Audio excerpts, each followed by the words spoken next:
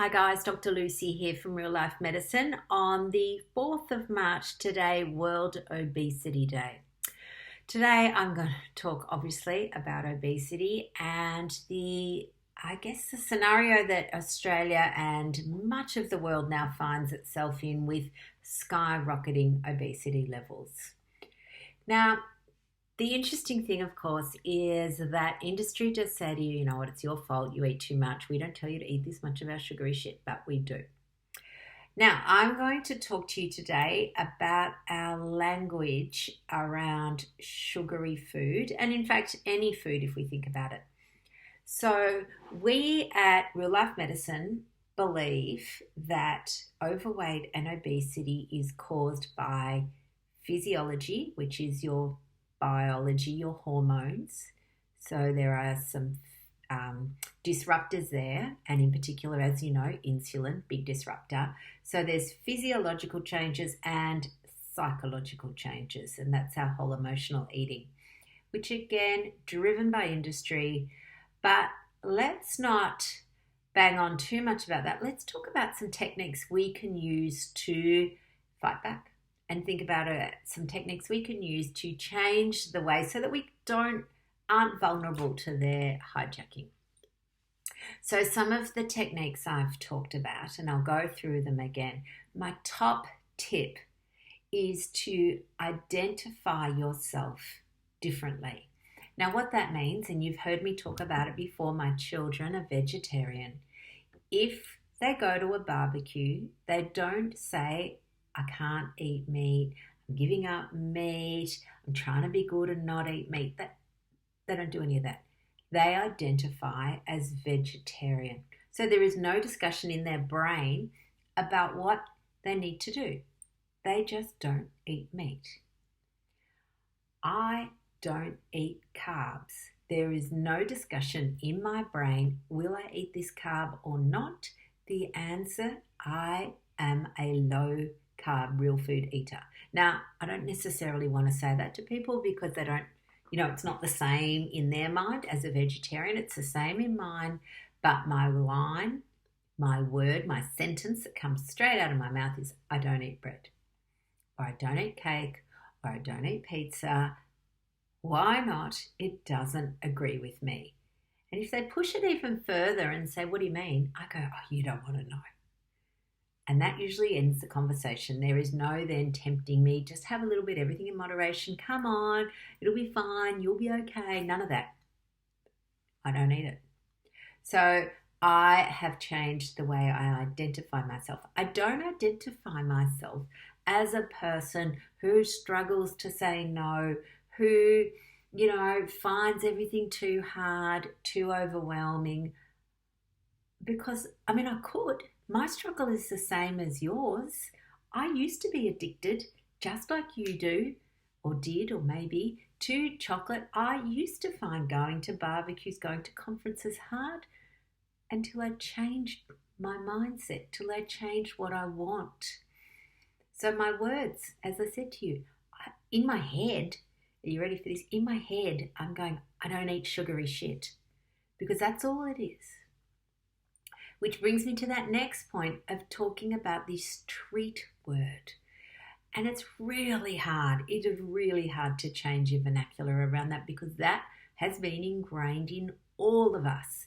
Even me, when I'm trying not to use that word, because a treat should be something that's fun, that is good for us. A treat is not something that is going to harm us. It's not, again, you wouldn't say to an alcoholic, just treat yourself to a glass of wine here and there. Because that would be mad. Why would you? You wouldn't say that. But that's what we say to ourselves. I'm just going to have a treat, or even worse word, a cheat here and there. Because who are you cheating? You're just cheating yourself. And you know what? Part of that is going to, do you want to cheat on yourself? Why would you want to do that? You're worth more than that. So the language around food is really interesting. There are some terms that I don't love in the low carb community, and these are dirty keto. if you say you're dirty keto, I mean, I know what it means. It means you're eating processed food, but it's a really awful way to talk about it. Dirty and clean. Again, there's this virtue about it. I just call it, whole, real food. And a lot of people hang on to processed ketogenic foods or processed keto or whatever we want to call it. And they do it because it's convenient. Because remember, industry has sold us this myth that we don't have time to cook. We don't have time to look after ourselves. And in fact, to the point where we almost, in fact, I'm going to go so far to say we believe it. We believe that we don't have time to cook. We don't have time to look after ourselves. And in fact, to the point where some people don't even think they deserve it. So it is really complicated. I'm also very big on this whole idea that you haven't been good or bad, People go, I've been so good, meaning they've been eating well. And the next step in that I've been so good is I deserve a reward or a treat. And of course, what are our treats? They're low carb, sugary shit? No. Or the reward needs to be the number on the scales, needs to have changed. Or the opposite, I've been so bad, I'm so hopeless, I'm such a loser, I can't believe I undid all my good work. It's like, no, you didn't. It was, maybe a choice that perhaps wasn't the best choice you could have made. Or maybe it was a choice that in hindsight you would do differently.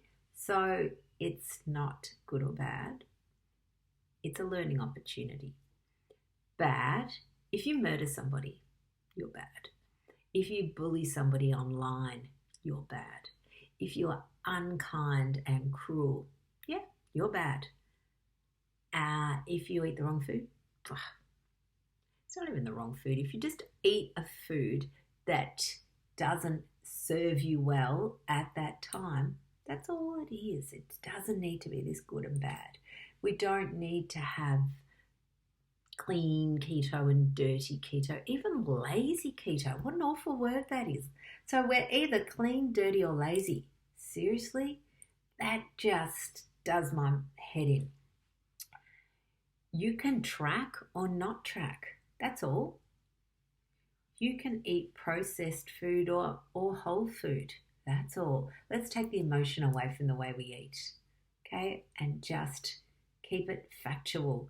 Once we remove the emotion away, then we can move into that next phase of going, okay, food is for nourishment. Food is for fuel. Food is nothing to do with as to whether I'm good or bad. It's nothing to do with being clean or dirty or lazy or not lazy. It's none of those. I know, I'm banging on a bit. But seriously, on World Obesity Day, we need to change our relationship and our language around food. Food is fuel. Food is nutrients, nutrition, nourishment.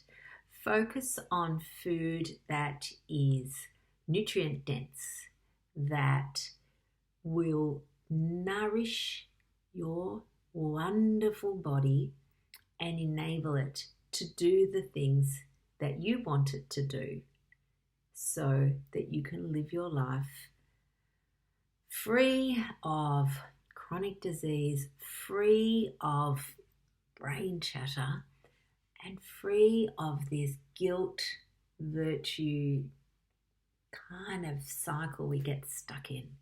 It's so detrimental to us. I know. I think this is nearly a 10-minute video, so thanks for staying with me. But oh my God, it's so important. Think about your language around food. The way I go, is this food going to help me or harm me? Is this food full of chemicals, preservatives, endocrine disruptors? Is it even food, or is it a food-like substance? Now, I'm not a blooming angel. I'm not saying that I do this 1,000,000% of the time, but I try. No, I don't even like that term. I endeavour to do it as often as possible, and I forgive myself on the times because I understand what's going on, and I use any time I perhaps choose something that is not perfect as a learning opportunity and think about, what if I had my time again, what would I do? And I go from there. So I know obesity is a whopping, excuse the pun, problem, but it is multifactorial. There is no one word answer. There is no, just do this and you'll be thin forever. That is not true. There is no quick fix. It requires that combination of managing your physiology, getting those hormones back in action, the metabolic hormones, and then managing your psychology or your mind and listening and really getting to know what you're doing. Okay, that's way too much. I'm stopping now. Thanks for staying with me, and I'll see you next time. Okay, buzzles.